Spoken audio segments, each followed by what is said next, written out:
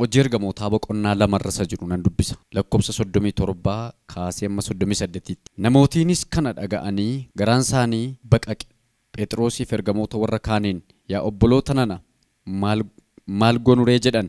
Phexros immoo yaada garaa keessanii geddaradhaa cubbuu keessan akka isiniif dhiifamuuf tokkoon keessan maqaa Yesuus Kiristoositti cuuphamaa. Kennaa hafuura qulqulluus en fudhattuu jedhaan galanni Waaqayyo isa jiraataaf haa ta'u. Iddoo kanatti kan nuyi arginu jijjiirama yookaan immoo jijjiirama dhugaa jireenya keenya irratti fiduu kan jedhu walii wajjin ni ilaalla. Jijjiirama dhugaa jireenya keenya irratti fiduu. Akkuma nama dubbise iddoon kun iddoon dubbise hojii ergamootaa boqonnaa 2 lakkoobsa 37 kaasee amma 38tti garuu kan nuyi walii wajjin ilaallu guutummaa isaati 42 kaasneellee amma 47tti in ilaalla hundu kana of keessatti qabatachuudha dhimmi jijjiirama dhugaa kristinaan tokko yookaan kiristiyaanni tokko jijjiirama fiduu kan inni danda'u hamma kanatti of keessaa qaba jechuudhaan. Iddoon kun egaa akkuma beekamu gaafti kun gaafa waldaan kiristiyaanaa biyya lafaa irratti tokko jettee kan isheen gaafa isheen bu'uureffamteedha. Waldaan kiristiyaanaa gaafa kana tokko jettee biyya lafaa kana irratti kan isheen bu'uureffamte. Jalqaba dhaabbii yookaan immoo jalqabbii waldaa kiristiyaanaati jechuudha iddoo kanatti kan nuyi arginu. Isa dura garuu gooftaan keenya Yesuus Kiristoos yeroo du'ee du'aa ka'ee bartoota abdii guddaa tokko abdachiisee deeme. Dhaqeen kan isin jabeessu amma dhuma biyya lafaatti kan isin duukaa ta'u humnan isiniif ergaa jedheen. Humna kana gaafa fudhattan macca hundumaatti wangeela lallabdu amma andaara lafaa geessuutti jedha bartoota isaatiin. Kanaaf maal jedhu isinitti fakkaata? Maatiyos 28:19 amma 20 yoo dubbisne dhaqaa macca hundumaatti lallabaa barsiisaa bartoota koo isaan godhaa yookaan immoo duuka buutuu koo godhaa maqaa abbaa kan ilmaa kan hafuura qulqulluutiinis isaan cuuphaa jedhee dubbata jechuudhaan. Maqaa abbaa ilmaa kan hafuura qulqulluutiin maal godhaa isaan cuuphaa jedhee dubbata. Iddoon kun iddoon Yesuus Kiristoos dubbatu kun Great Commission yookaan immoo ergaa wangeelaa isa guddaadha. Iddoon kun deemaa inni jedhu kun ergaa wangeelaa isa guddaadha. Macaafa qulqulluu keenya keessatti specially kakuu haaraa keessatti iddoo guddaa yookaan immoo iddoo olaanaa of keessaa qaba jechuudha. Maqaan Waaqayyoo kan eebbifame haa ta'u. Kanaaf egaa iddoo kanatti kan amma dubbachaa jiru kun egaa Phexrosiif namoota iddoo sanatti argamantu walitti haasa'aa jira. Hafuurri qulqulluun yeroo dhangala'u tokko isaanii irra arraba ibiddaa kan fakkaatutu taa'e jedhaan ganama keessaa sa'atii 3 ture.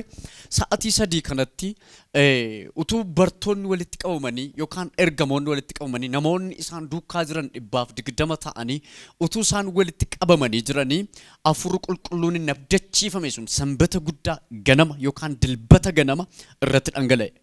Irratti dhangala'e jechuun hin fudhatan hin guutaman jechuudha. Tokkoon isaanii afaan hin beekamne dubbachuu jalqabanii akka carraa namoota hedduutu naannoo sana ture. Namoonni kun fiiganii yaa'anii dhufan namoota 1000tti lakkaa'amantu dhufe. Phexros gaa ol ka'ee inni isin amma argitan kun namoonni baay'een hin macha'an jarri kun jechaa turan. Phexros nu hin machoofne ganama keessaa sa'atii 3 amma sa'atii 3dha. Machoofneef miti. Isanni abdachiifame afaan Yo'eel raajichaatiin isa dubbatame sanatu raawwatame. Kanaaf amma nuyi ganama keessaa kan akkas ta'aa jirru akka nama machaa'ee kan nuyi ta'aa jirru hafuura sanatu tokko keenya irratti dhangala'e jedhee dubbata jechuudha. Jechuun namni hafuura qulqulluu fudhate namni maal naan jedhaa hin beeku. Namni hafuura qulqulluu fudhate namni maal naan jedha abaluu maal naan jedha ollaan koo maal naan jedha firri koo maal naan jedha hin jedhu danda'e. Phexrosin argitanitti yoo ta'e kaleessa dheengadda guyyaa 10 fuula dura utuu hafuura qulqulluun irratti dhangala'een Yesuus Kiristoos gaafa fannifame sana namoonni mana namaa keessa hojjetan dubartiin tokko fiiddee dhattee namichi kun Yesuusin fakkaata sanyii warra Galiilaa ta'uunsaa nafne Yesuusin waan fakkaatuufis isa qabaa fannisaa gaafa isheen ittiin jettu namichi kun ordofaa isaati gaafa isheen lakkii raawwadhee namicha kana iyyuu ijaan argeen beeku jedhe. Guyyaa 10 booddee hafuurri qulqulluun gaafa irratti dhangala'u Phexros ija jabaate Yesuus Kiristoosin yookaan wa'ee Kiristoos Yesuus dhugaa ba'e. Wa'ee Yesuus dhugaa ba'e. Innisin amma wa'ee isaa dinqifachaa jirtan kun isa gooftaan keenya isa sin ajjeeftan, isa sin awwaaltan, isa sin qabdan, isa sin reebdan, isa sin awwaaltantu du'ee du'aa ka'ee isa abdachiifame abdii sanaaf maal godhe nurratti dhangalaase. Amma ganama keessaa sa'atii 3 hin machoofne nuyi dhugaatii jabaa sin dhunne gana yeroo dheeraa kaafne as turre dhugaatiiyyuu afaaniin hin qabne jedhee itti dubbata. Kanaaf namoonni suni ergaan takaa namni 3,000 Yesuus Kiristoosin akka fayyisaa lubbuu isaaniitti fudhatan, namni 3,000 Yesuus Kiristoosin amanatan, harka laadhatan jechuudha. Namoonni kuni Phexros isanni kana dubbatu, wa'ee Yesuus isanni seenessu, wa'ee Yesuus Kiristoos isanni dubbatutu, wa'ee Yesuus Kiristoos isanni ofirraa bu'ee lallabaa jirutu jara kana maal godhe jedhama garaa isaanii baqaqsee jedhaan. Kanaaf jijjiirama dhugaa keessatti yookaan namni tokko dhugaatiin jijjiiramuudhaaf inni jalqabaa maal gochuutu irra jiraata isinitti fakkaata? Yaada garaa geddarannaadha. Yaada garaa geddarannaadha. Namni tokko jijjiirama dhugaa fiduudhaaf yaada garaa isaa geddarachuutu irra jiraata. Kanaaf akkas jedhaan namoonnis kana dhaga'anii garaan isaanii baqaqee Phexrosiif ergamoota warra kaaniin yaa obboloota nana maal goonuree jedhan. Phexros immoo yaada garaa keessanii geddaradhaa, cubbuun keessan akka isiniif dhiifamuuf tokkoon keessan maqaa Yesuus Kiristoositti cuuphamaa, kennaa Hafuura Qulqulluus fudhadhaa. Ni jalqabaa tokkoon keessan yaada garaa maal goonu jedhanii gaafatan.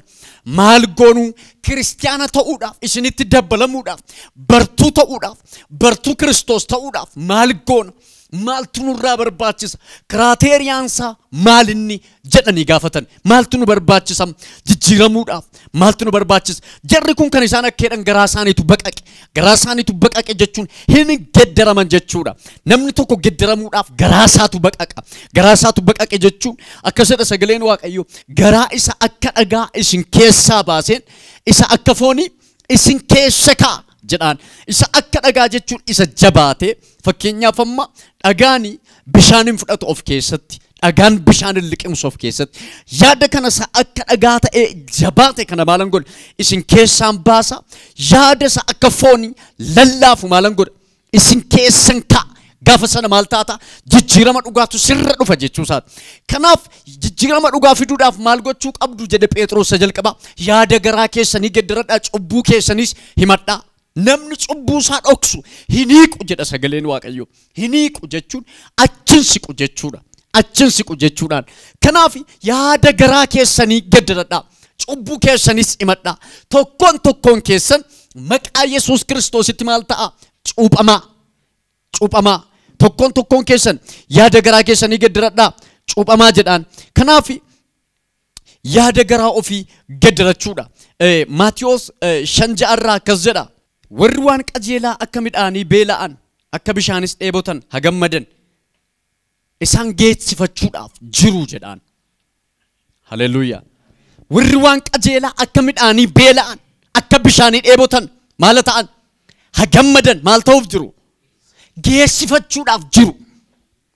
Qajeelummaan immoo kan hin argamu, wanti qajeelaan kan hin argamu በድርጊት ወይም ደግሞ በስራ አይደለም፣ በክርስቶስ ወይም ደግሞ መቃ ክርስቶስቲ አመኑድ አመለ ወንት ቀጀላን ሆጂ ቀጀላን አርገሙ እንደንደው መቃየኙ ተመኑ ቀብ መቃ ኢየሱስቲ ነምኒ አመኑ ትረድራት ነምኒ መቃ ኢየሱስቲ አመነ ማልታ ህንገደረም ከናፈር ዋን ቀጀላ አከምዳኒ ቤላን አከብሻኒ ዴቦተን ሀገመደን ይሳማልተው ጅሩ ጌሲፈቹፍ ጀቹን ጉተቹፍ ጅሩ ኢዶ ጉቱ ደቁ ጀቹ ሳት ከናፈ ገመደን ወሪ ዋን ቀጀላ ቤላን የሮንዱማ ወሪ ዋን ቀጀላ የሮንዱማ ያደን ዋን ቀጀላ ወሪ ዴቦተን ዋን ቀጀላ ወሪ በርባደን የሮንዱማ ክርስቲያን የሮንዱማ ዋን ቀጀላ ያደ የሮንዱማ ዋን ቀጀላ በርባድ ዋን ቀጀላ ዴቦት ዮኬ ዋን ቀጀላ ዴቦት አዱኛ ከነረት ክርስቲያኖኒ ዋን ቀጀላ ዴቦት ዋን ቀጀላ በርባድ ዋን ቀጀላ ዱጉ ዋን ቀጀላ በርባዱ ከናፊሳነ ገመደን መቃኑ ዋቀዮ ከነ በፈሚያቶ አዱኛ ከነረት ነሞኒ ዮካን ወር ክርስቲያኖኒ ዶባየት ሆጂ ቀጀላ ሄዱንሳኒ ቢዮኒ ባየን ሆጀቹዳን ህምቤከሙ ኢሳንኩኒ ወር ነምንስተ ቢይ ዋን ቀጀላ ያዱ ዋን ቀጀላ ቤለ ዋን ቀጀላ ዴቦቱ ገራንሳኒ ሀገመዱ ጀዳን galanni waaqayyo isa jiraataa haa ta'u. Garaan keessan haa gammadu. Warri waan qajeelaa barbaadan, warri waan qajeelaa dheebottan, warri waan qajeelaa feetan garaan keessan haa gammadu. Fuula waaqayyootti garaan keessan haa gammadu. Kanaaf yaada garaa keessanii gedderadhaa jedhaan. Yaada garaa keessanii gedderadhaa. Cubbuu keessanis himadhaa. Namoonni baay'een cubbuu isaanii himachuu gedderamuu hin barbaadan. Galanni gooftaa Yesuusiif haa ta'u. Kanaaf Yesuus Kiristoos egaa ofii isaati biyya lafaarra kan inni dhufe cubbuu keenya baachuudhaaf. Cubbuu keenya baachuudhaaf. Inni lammaffaan kiristiyaana jijjiiramaa yookaan immoo yaada jijjiiramaa qabaachuudhaaf, jijjiiramuudhaaf.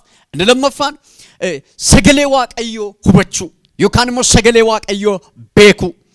Kiristiyaanni tokko kiristiyaana kan jechisiisu yeroo baay'ee nan dubbadha. Kiristiyaanummaani waan biraa utuu hin taane jireenya Kiristoos hirmaachuudha. Kiristiyaana tokko kiristiyaana kan jechisiisu sagalee waaqayyoo beekuutu irra jiraata. Sagalee waaqayyoo beekuutu irra jiraata. Akkas jedha ittuma fufee maal jedha isinitti fakkaata? Hojiin ergamootaa boqonnaan 2 kun ittuma fufee amantoonnis barsiisa ergamootaatti tokkummaa isaanii cimsuuttis, buddeena cabsachuuttis, kadhata godhachuuttis qabamanii jiraatu turan. 39 kaasee akkas jedha. Abdiin waaqayyo abdachiise isiniif, ijoollee keessaniif, warra fagaatanii jiraatan waaqayyoo keenya gooftichi itti waamu hundumaaf jedhee deebiseef. Kana malees Phexros karaa biraa dubbii baay'eedhaan dhugaa isinitti ba'e adaba dhalootaa jal'aa kanatti dhufu jalaa oolaa jedhee cimsee isaan gorse. Warri dubbii isaa fudhatanii hin cuuphaman. Kanaafis guyyaa sanatti akka lubbuu 3,000 isaanitti hin dabalamanii jedha. Warri dubbii isaa dhaga'an, dubbii Phexros warri dhaga'an achuma ta'anii, warri dubbii Phexros dhaga'an kun maal ta'an? Hin jijjiiramani. Namni 3,000 kan ta'u, lubbuun 3,000 kan ta'u maal ta'anii? Isaanitti hin dabalamanii jedha. Gaafa sanaa kaasee kiristinnaan biyya lafaarratti jalqabe jechuudha. Jarri kun maal ta'ani? Hin geddaramanii, yaada garaa isaanii geddaratanii, yaada garaa isaanii erga geddaratanii immoo maal ta'anii? Hin amananii, dubbii isaanii, dubbii bartoonni dubbatan, dubbii waaqayyoo Phexrositti lallabe maal godhan? Hin dhaga'an. Dubbii waaqayyoo erga dhaga'anii booddee isaanitti dabalaman. Kanaaf jijjiirama dhugaa fiduudhaaf namni sagalee waaqayyoo beekuutu irra jiraata. Sagalee waaqayyoo nyaachuutu irra jiraata. Sagalee waaqayyoo beekuu, barsiisa dubbii waaqayyoo, barsiisa hundee Kiristoos beekuutu irra jiraata namni tokko. Namni tokko barsiisa hundee Kiristoos hin beeku yoo ta'e, namni hundee Kiristoos hin beekne, Kiristoos eenyuun akka ta'e namni hin beekne, amanaan kiristiyaanni duukaa buutuun hin beekne. By the way, waaqayyo namni hundinuu amanaa akka ta'uuf min kan inni waame. Namni hundinuu bartuu akka inni ta'uuf waame.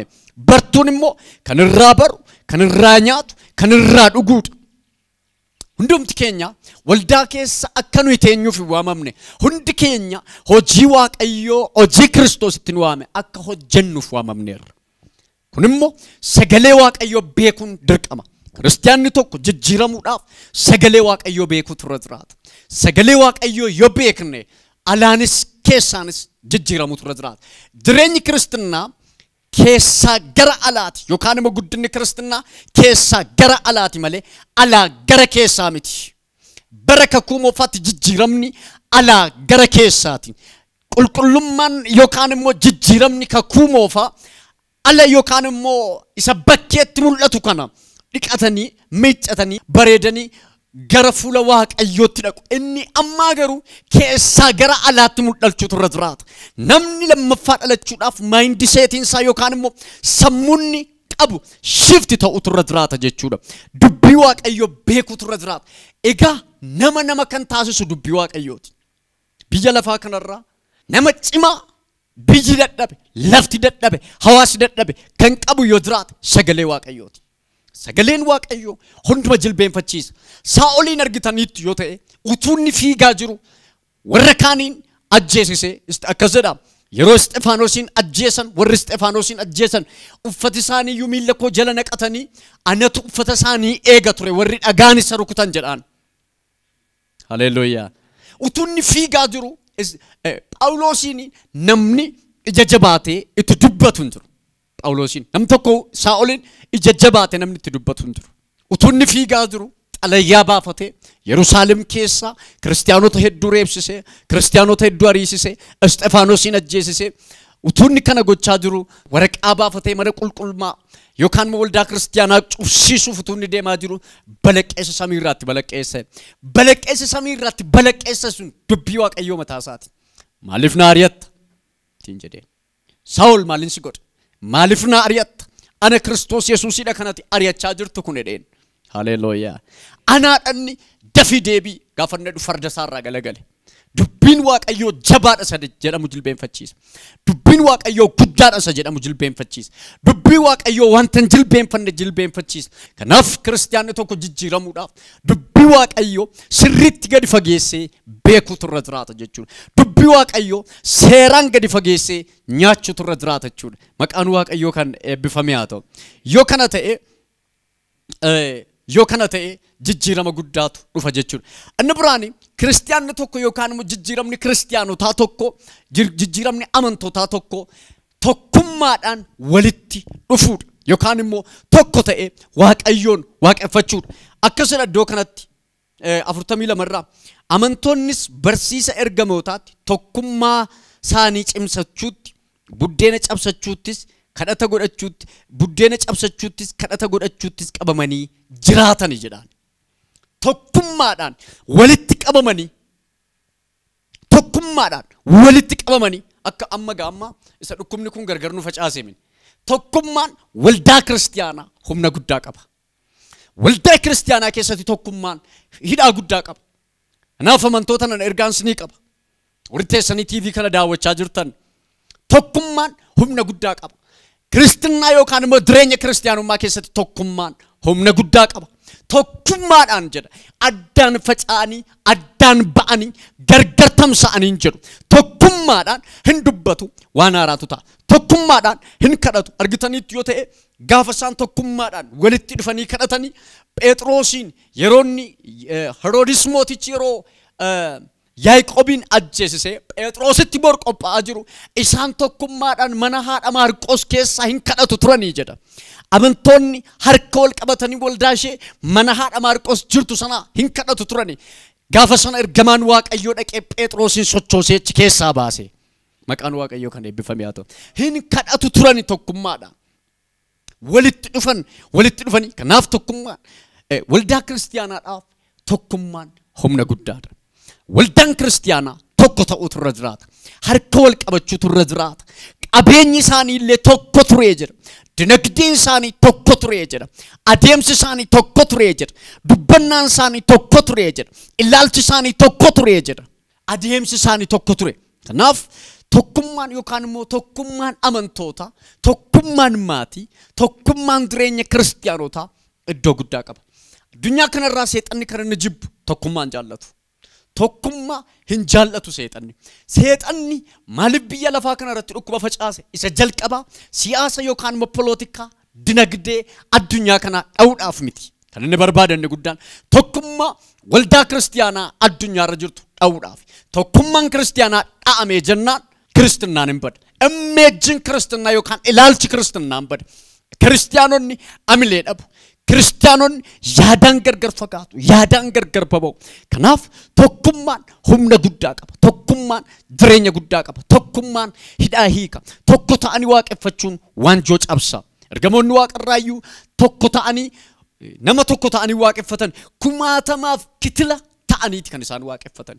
Waaqayyoon iyyuu Waaqayyo fuula duratti kumaatama hedduu ta'anii worship godhu Waaqayyoon. Maqaan Waaqayyoo kana eebbifame haa ta'u. Tokkummaan waldaa kiristaanaa keessatti murteessaadha jechuudha.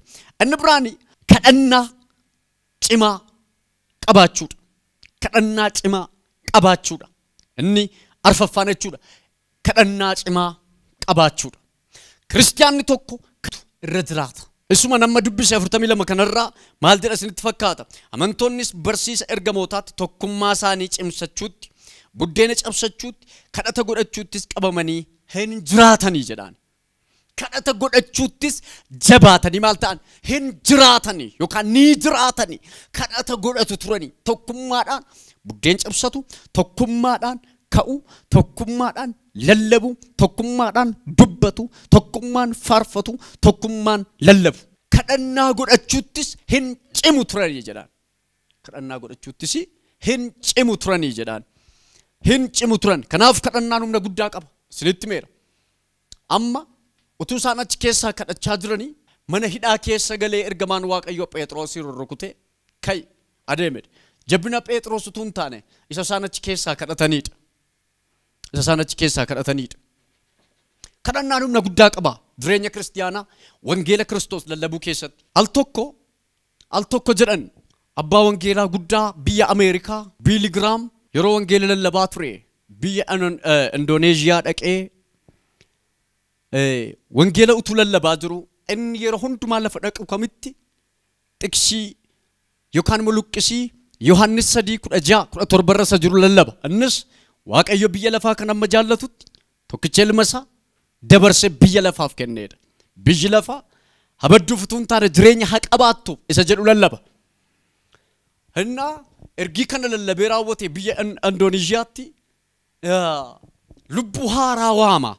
Gaafanni lubbuu haaraa waamu al tokkitti sa'atii tokko kan hin guunne gidduutti namni 80,000 gooftaa Yesuusitti amana. Magaalaa guutuun wal caccabsee dhufe. Annaa fiiganii dhaqanii gaazexeessitoonni biyya sanaa abbootiin siyaasaa biyya sanaa interview godhan. Yerooti maqaa kana waamtu nama hundumaatu didichee gara kee dhufa. Maayinni nama maaliin walitti qabdaa jedhanii dhaqanii gaafataniin. Maaliin walitti qabda? Maaliin si dhagaa?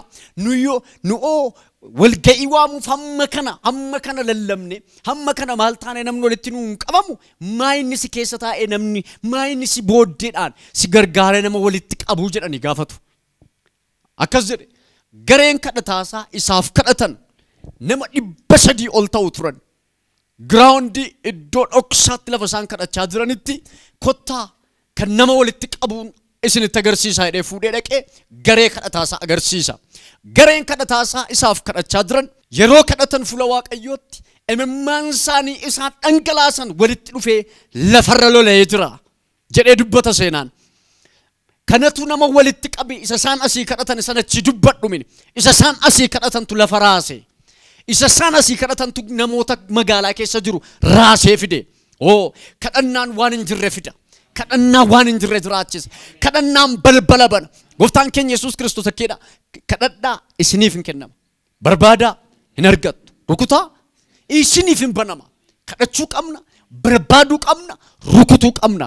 Kun ajaja Gooftaa keenya Yesuus Kiristoosidha. Jireenyuma biyya lafaa kana jiraachuudhaaf ajaja kana raawwachuu nurra jiraata jechuudha. Haleluuyaa. Kadhachuu qabna. Erga kadhanne immoo Waaqayyo gadi roobsanneen teenyu barbaaduu qabna. Erga barbaanne immoo isa argame sana keessa linnee fudhachuu qabna banne. Kun ajaja yookaan abboommii Gooftaa Yesuusidha. Kanaaf kadhannaan humna guddaa qaba. Addunyaa kana irratti kadhannaan namoota baay'ee hojii guddaa hojjeteera. Yaaqoob akkas jedha dubbatu ergaa isaa keessatti kadhannaan nama qajeelaa hojii guddaa hojjetaadha. Eliyaas nama akka keenya har'aa ture jedha. Bantii Waaqaa kana banee cufuu danda'eera jedha. Haleluuyaa. Bantii Waaqaa kana banee cufuu danda'eera. Yoo barbaade yeroo barbaadetti ajajee bantii Waaqaa kun bokka akka inni xabin goone godha. Yoo barbaade cufee biraa deema. Yoo barbaade immoo roob jedhee ajajee biraa deema. Kanaaf kadhanni nama qajeelaa hojii guddaa hojjeta. Kadhannaan nama qajeelaa hojii aangoo hojjeta. Kadhannaan namootaa, kadhannaan kiristaanotaa hojii hojjeta. Kanaaf biyya kanaaf baay'ee kadhachuutu nurra jiraata jechuudha. Waan kadhanne nutti fakkaata. Kadhanne ammayyuu biyya kana keessatti baay'ee kadhachuutu nurra jiraata. Kiristaanonni amma sa'atii kana anan beeku maalirra akkasin jirtan baay'een keessan. Warri kaan kadhachuu dandeessu, warri kaan immoo yaaddoodhaan jiraachuu dandeessu hin beekamu. Inni kaan dhukkubni kun hin badaa jedhee dubbata. Inni kaan immoo badu ganaa ji'a 5 ji'a 6tti fufaa jedhu. Nuyi dukkana keessa teenye dukkana lallabnu. Sabni kun dukkana keessa jira. Saba dukkana keessa jirutti dukkana lallabnu nuyi. Saba abdii kutatee jirutti abdii kutannaan lallabnu nuyi. Saba dukkana keessa jirutti ifatu lallabama. Maqaan Waaqayyoo kan eebbifame haa ta'u. Kanaaf koronaanis waan nurra turuuf hin qabu. Waaqayyo balleessutu nurra jiraata. Kana gochuuf kadhachuutu nurra jiraata kiristaanonni. Nuunis akkuma warra kaanii duukaa buune sooshaal miidiyaan akkas jedhe televizhiniin akkas jedhe dhukkubni kun akkas ta'e hin lallabinaa dhukkuba lallabinaa Kiristoosiin lallabaa kadhadhaa mana keessanitti galaati. Hojjetaan mootummaa kadhadhaa yeroo firii qabdan daldaltoonni kadhadhaa daldalatu cufameen jedhanaa teessanii birriituun jiru mindaa kootu xiqqateen jedhanaa teessanii karaan natti cufame daldalli koo gadi bu'een jedhanaa kadhadhaa fuula Waaqayyootti. Waaqayyo balbala kana caalu hin bana. Kanaaf kadhannaan humna guddaa qaba. Kadhannaan nama qajeelaa kadhannaan kiristaanota biyya kana geddera. Isinittan hima biyyi kun yoo gedderame kiristaanatu geddera. Biyyi kun yoo gedderame kiristaanota irrafinaa kiristaanota hirrafinaa dammaqaa iddoo jirtanitti jechuudha. Inni shanaffaani yaada garaa haaraa qabaachuudha. Yaada garaa haaraa qabaachuudha. Akkasidhatti fufee dinqiiniif milikkitni baay'een harka ergamootaanis hin godhamu. Namootiin hundinuus Waaqayyoon hin sodaatu turan. Kan amanan hundinuu walii wajjin iddoodhuma tokko turan. Kan isaan qaban hundinuus qixxee turee jedhaan. Kana jechuun yaadni garaa isaanii tokko jechuudha. Yaadni garaa isaanii tokko. Yaada garaa tokko qabu jarri kun. Laphee haaraa. Kiristaanni tokko laphee haaraa. Laphee haaraa jechuun laphee inni Addaam ture sun. Addaam isa jalqabaa sun keessaa ba'a. Laphee isa Addaam lammaffaa fudhatu jechuudha. Uumama haaraa ta'u jechuudha. Isin uumama haaraadha sagaleen Waaqayyoo. Isin uumama haaraadha. Kiristoosiin kan amane uumama haaraadha. Uumama haaraadha Kiristoositti kan amane. Laphee haaraa qabaata namni amane. Maqaan Waaqayyoo kan eebbifame haa ta'u. Galanni Gooftaaf haa ta'u. Inni ja'affaani fayyina keenya mirkaneeffachuudha. Akka fayyina mirkaneeffachuudha. Namoonni baay'een akka fayyan iyyuu mirkaneessanii jiran. Akka fayyan iyyuu mirkaneeffatanii jiran. Waldaa dhaquun ba'uun galu malee akka kiristaana ta'anii fayyan lammaffaa akka dhalatan hin mirkaneeffanne. Hin mirkaneeffachuu jechuun ani dhuguma mucaa Waaqayyooti jedhanii amanuu. Ani dhuguma sarraan dhaladhe jedhanii amanuu. Fayyina ofii mirkaneessuu jabaachuudha jechuudha Gooftaatti. Maqaan Waaqayyoo kan eebbifame haa ta'u. Humna seexanaa, humna du'aa, humna abaarsaa ittiin mormuu. Wanjoo ofirraa cabsuu. Abaarsa cabsuu. Gadadoo cabsuu. Phaawulos yeroo dubbatu seexanaa mormaa. Inni sinniisee baqataa'edha. Ittiin mormaa'edhaan seexanni kan keenya ban ittiin mormaa. Ganama yeroo teessan, yeroo baatan, yeroo galtan hafuura hamaadhaan mormaa. Hafuura hamaa didaa. Waan isin ajaju, waan isin gaafatu hundumaa didaa. Seexanni akka leenca yeroo waa dhabu naanna'ee gururiyu, naanna'ee aaduutti isin naanna'ee inni aada. Isin nyaachuu barbaada. Yoo isin harkaa kaattanii dafee afaan isin buufatu jechuudha. Kanaaf kiristaanni tokko jijjiirama kana fiduu turra jiraata. Kiristaanni tokko kanaan jijjiiramu turra jiraata.